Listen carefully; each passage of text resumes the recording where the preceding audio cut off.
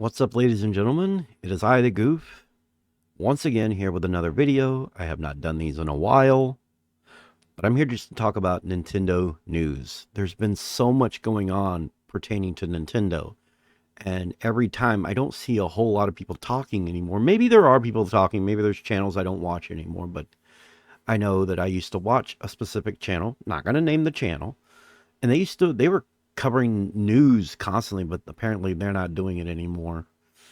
So instead of sitting here and playing catch up and trying to do umpteen different videos all on Nintendo, I thought I would do one long video talking about rumors, speculations, and leaks having to do with Nintendo that's happened over time. There's several of them to go over right now. Let's start with this one. This one's a very good one. This is an article that I think is worth talking about. Now, this happened on January 10th. And I found it very interesting, and I didn't see my usual channel that I love to watch talk about this, so let me talk about it for a second. So, many first-party Nintendo games seemingly going out of print, as in physical.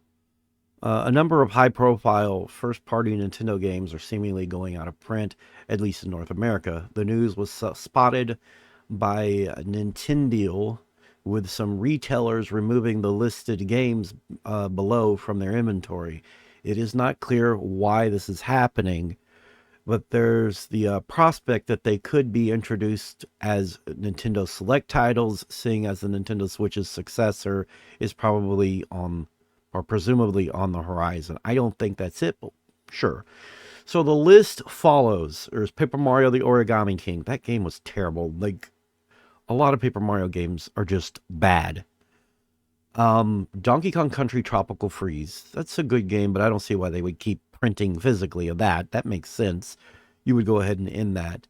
I, from what I've witnessed myself, The Legend of Zelda: Link's Awakening from 2019, there is a whole row of that game physically at my local Walmart. Well, when I say local, I mean the 30 plus miles away from me Walmart, which is the closest. They have a stack of them. They're not selling. They're in the case. Then there's Pikmin 3 Deluxe. Yeah, figures. I mean, didn't Pikmin 4 just come out, I think? Or am I confused here? I don't know. But let's go ahead and go down the list. Metroid Dread, Kirby Star Allies, Xenoblade Chronicles 2, New Super Mario Bros. U Deluxe. A lot of these make sense. They just, by now, why would they keep printing them, especially if they're not selling well anymore?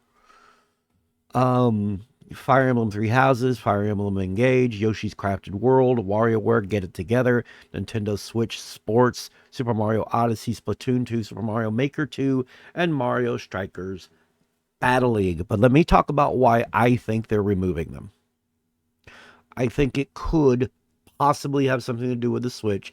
I don't know. Take that with a grain of salt. The new Nintendo Switch, I should say. Take that with a grain of salt. Take it with a grain of salt.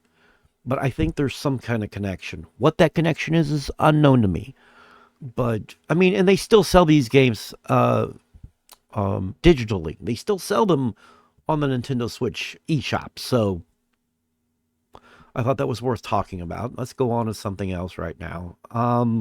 8% of game devs say they're making a game on the Switch successor in a GDC survey. 8%, just 8%. I have a theory as to why that is, okay? And I think that could mean only 8% of them are making new games that are only for the successor. Because if the next Switch, the next piece of hardware is backwards compatible with the old software, there are probably people making games right now for the original Switch that are going, we'll just keep working on it and just let it release backwards compatible for the new Switch. There is the possibility that they're thinking, well, we can patch it later to take advantage of the new hardware. That's the other thing. They could easily patch it and have it take advantage of the new hardware. But let's keep talking about that for a second here. The Nintendo Switch's successor has not been announced yet. But there has been all sorts of rumors, insider information, and more that have been creating a lot of You blew it. fan speculation and theories. All signs are pointing to an announcement soon. However, the mill You blew it. continues to churn for now, and a new development. You blew it. I'm blowing it a lot. In the road to the hardware's reveal may interest some of you. This is, by the way, I'm reading all of this from My Nintendo News because I don't feel like seeking out original sources. And well, they say there's a source right here, GameDeveloper.com. So there we go.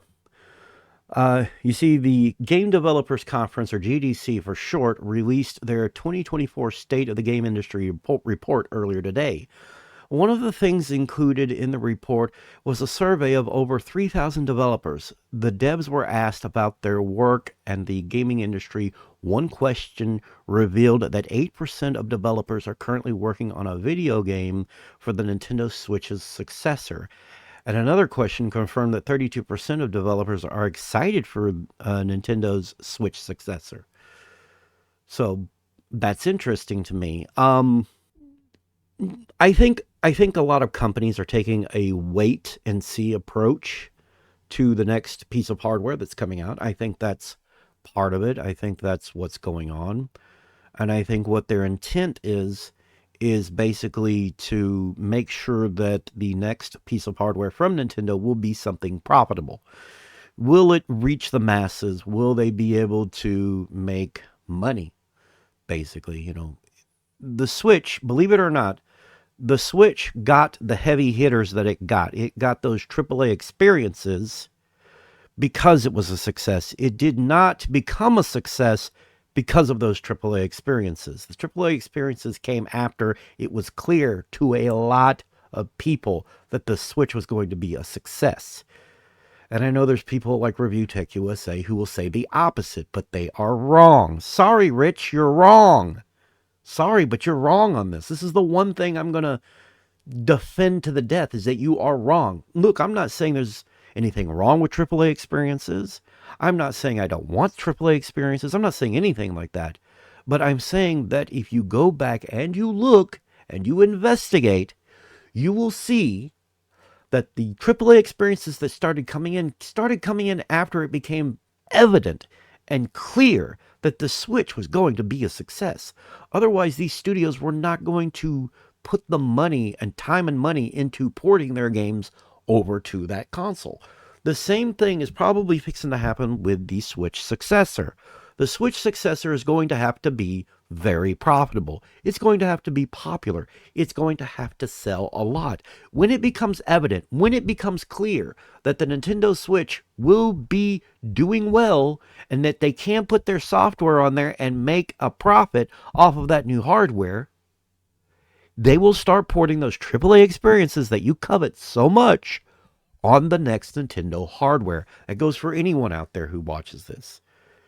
You want the AAA experiences on the go, and you want Nintendo to be a big success. It happens when Nintendo makes hardware that people want, all right? It starts there. When they make something people not only want but understand, what they can comprehend. The thing about the Switch, what's so comprehensible about the Switch and what grabs people, what hooks people about that, was a very simple concept. It wasn't the HD rumble, motion controls, or any of that garbage that Nintendo keeps trying to shovel down people's throats. No, it was the simple concept that you could easily drop it in and play it on your television or take it on the go. That was their ace in the hole. Nintendo doesn't seem to understand this. At least I don't think they do. I don't think that for all the innovations and the motion controls and the HD rumbles and all this expensive tech that they keep loading into their console, it was a simple, comprehensible concept of being able to play handheld or on your TV that sold the Switch. That's what sold it. And the Switches that were handheld only that sold afterwards, the Switch Lite sold well for younger audiences that were on the go, kids, some people who don't play on their TV anymore. Those are the ones that bought that. All right. And I will admit that I'll be one of the first to admit that, yes, when I play any kind of game, I play it on my TV most of the time. I drop my Switch into the dock unless I'm not trying not to wake my brother up. But if I'm not trying to wake my brother up, I will play it on the television. So it is that simple concept, and I will say that over and over again. It's a hill. It is a hill that I am willing to die on. Okay, I'm willing to die on this. Rich, you are wrong. All right, the Switch got those AAA experiences in spite of anything. It got them because maybe that's the wrong way to say it, but it got those experiences because it became a success. It didn't become a success because those experiences came to the device. It came once the direction in the market was showing Switch to be a success. These same developers, a lot of them are going to wait and see. It's a wait and see approach to how well this next piece of hardware from Nintendo is going to work out. If it works out well, then yeah, we're going to see more AAA experiences come to that device. Now, to be fair, I don't know if you've been paying attention to indie games, but they're not all pixel art. There are some AAA indie experiences. I say AAA because they're just very well made. I will point to a game called Subnautica. I've been playing it. It's on the Switch. It, for all intents and purposes, looks, to me anyways, visually, it looks like a AAA game. It's an indie game, but it looks AAA. The lines are becoming blurred. We're going to see in more indie games that look AAA. We're going to see more of that. The lines are going to become so blurred that it's not going to matter anymore. And I think really, especially for Rich, I think he uses the term AAA experience, but what he really means is a mature experience. He means possibly a gritty experience, a detailed experience. Not necessarily AAA as in they spent tons of money to produce it and it's being, which it's starting to not matter anymore. It's starting to not matter. Games that are published by a big publisher, So that's what I got to say about that. Now we're going to move on to yet another piece of Nintendo news. Nintendo has a job listing and patent that explores the possibility of multimedia streaming service. A multimedia streaming service. I'm going to assume they mean something kind of like YouTube. That's what I'm going to say. I might be wrong, but I'm thinking. Now, if you recall, the Wii U used to have like a little sort of forum or something that you can go to. The Wii U did. And it was pretty fun. It was so restrictive, though, because Nintendo rules with an iron fist over these things. You can't say anything mature. You can't curse. You can't do a lot of things. My worry about what Nintendo's doing is they're going to reinstate their restrictions on content on YouTube and using their stuff. They're going to restrict it. They're going to restrict the hell out of it. And they've done this already. It didn't work out for them, and they need to stop. I feel like if Nintendo actually is fixing to make their own multimedia type thing, like a YouTube or a Twitter or something, it's a bad idea. It's not going to work out well for them. They need to stop creating a little bubble for people. So, yeah, let's go ahead and just talk about it. In a potential expansion beyond the gaming realm, Nintendo appears to be exploring the development of a multimedia streaming service. Maybe it's more like Netflix. If it's like Netflix and they want to put original Nintendo content on it, sure, I could see them doing that. I could see them snatching up the rights to the original Super Mario cartoons. And I'm talking Super Mario Brothers Super Show. I'm talking about The Adventures of Super Mario Brothers 3 and Super Mario World. All three of those cartoon series and The Adventures of the Legends of Zelda. Those old cartoons from the 80s and whatnot, I could see them snatching up the rights because it is their IPs and putting it on their own streaming service. Sad thing about interruptions is that it throws you completely off and you might even start over, but we'll find out once I get there. So, yeah, I think I was talking about this article where they talk about how they're wanting to do their own like streaming service, and that is a good possibility. There's a possibility that there's a lot of legacy content and whatnot.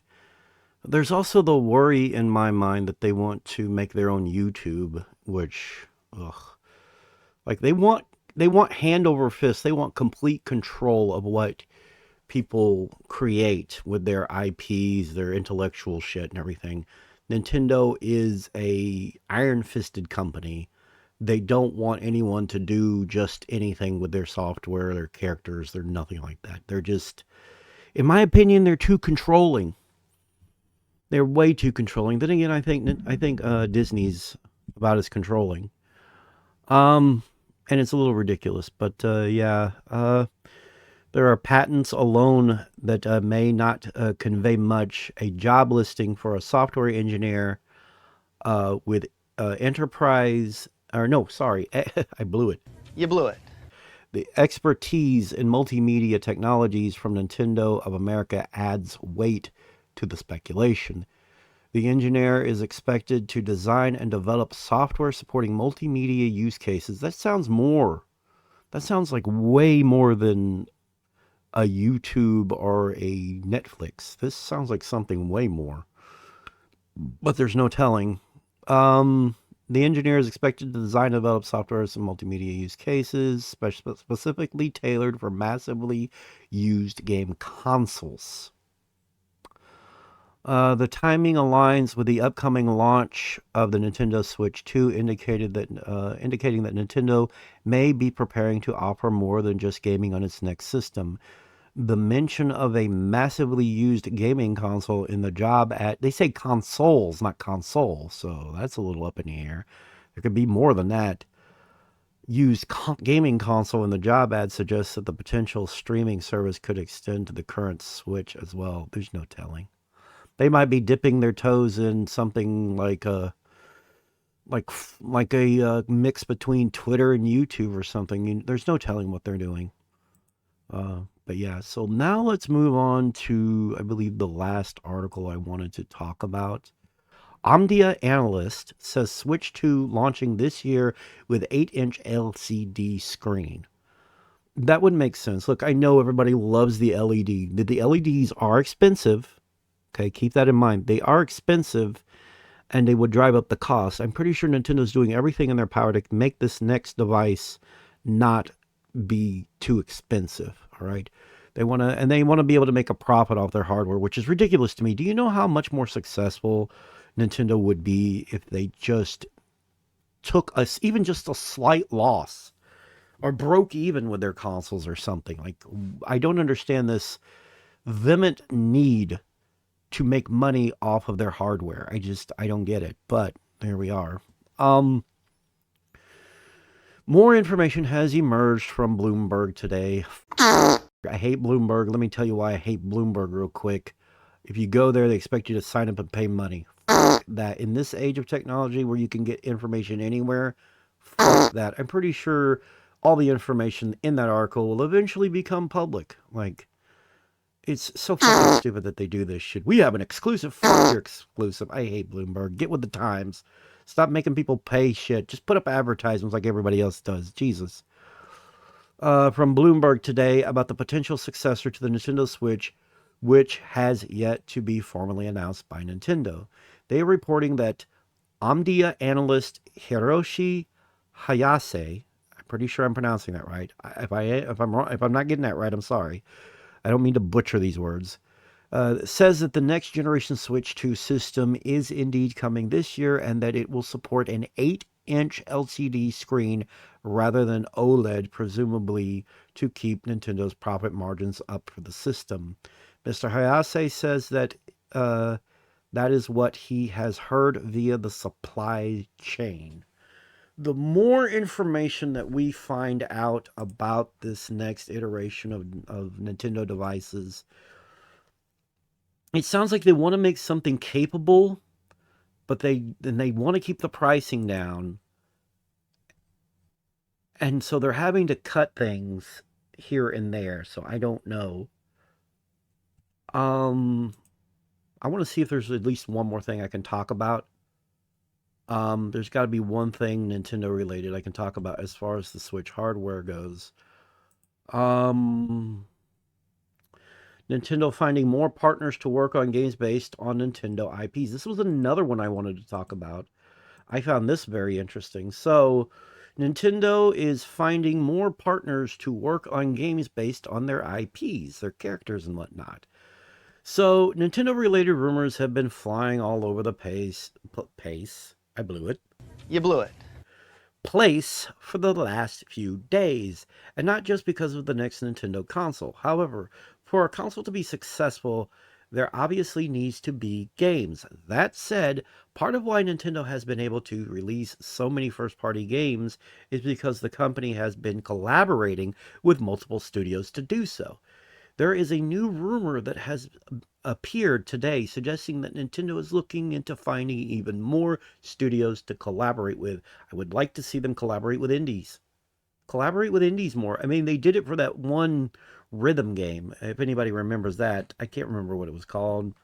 I know it was a sequel to a game that came out where you had this rhythm based movement in a grid, and I didn't like it.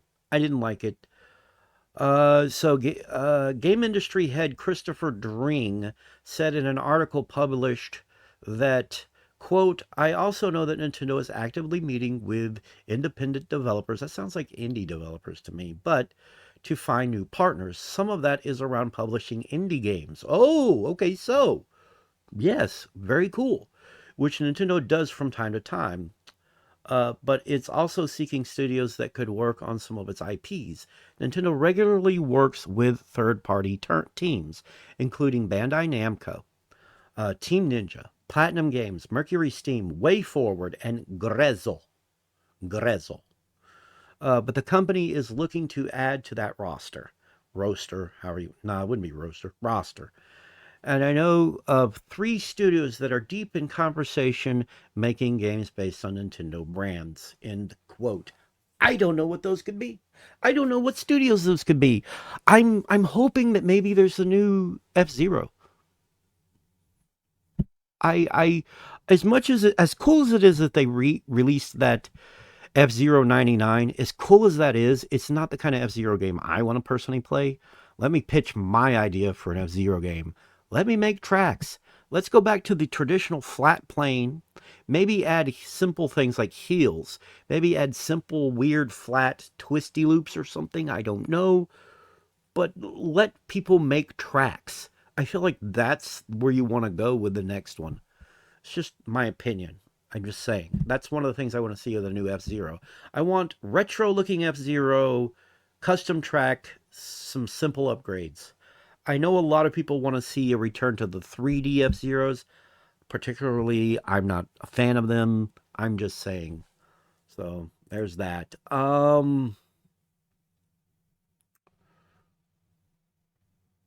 So we'll probably be getting a Nintendo Direct next year or next month. Sorry, next month. I hope it's not in a year. Holy crap, that would suck. Windows Central sources say Xbox is exploring bringing some of its back catalog to other platforms. That's cool. Leaker says that beloved Xbox first party game. I think we know what game that was, or is, or whatever, and that was that Hi-Fi Rush or whatever. So that's a good possibility. I know there's a lot here that I'm going over, and I'm gonna have to do some heavy editing with this video, but I think that's about it for all the Nintendo news that we've got here as far as this is what gets me. Okay, even though it's just been rumors and it hasn't been officially confirmed by Nintendo, but Nintendo's share and price in their share price it's hit at an all-time high thanks to a great 2023, but I think also the rumor of a new piece of hardware has helped push some of that. And I might be wrong, but I think that's part of it. I think that's really about it. I'm hoping that the next device that Nintendo releases is I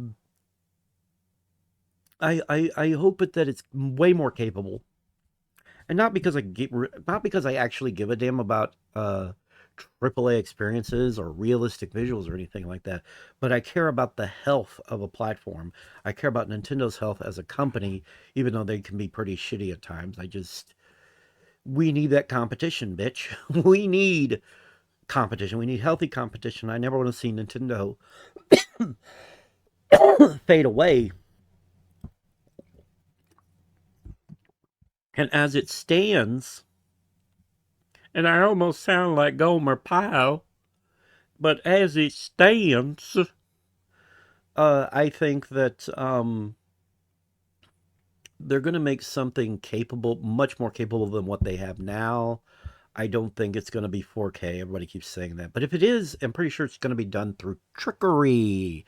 The key word is trickery. Trickery, my friends. Trickery. I think that's what's going to happen. I'm just saying.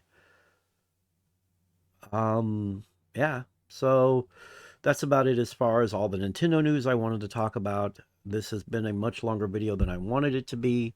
I'm going to have to do some heavy editing, remove a bunch of crap that ended up in it. Wow. I don't know when I'll do another video, but this is one I felt like doing. So please rate, comment, and subscribe. I really appreciate it. Every now and then I lose a subscriber. I was at 660. I was at 660 subscribers, and that has dropped by one. So I need more subscribers, and I need to do a better format of my videos. There was so much news that had happened that I hadn't covered that I figured I would figured that I would just cover it in one solid video. I can't speak right anymore. Something's wrong with my brain. This whole video's. Have a good one.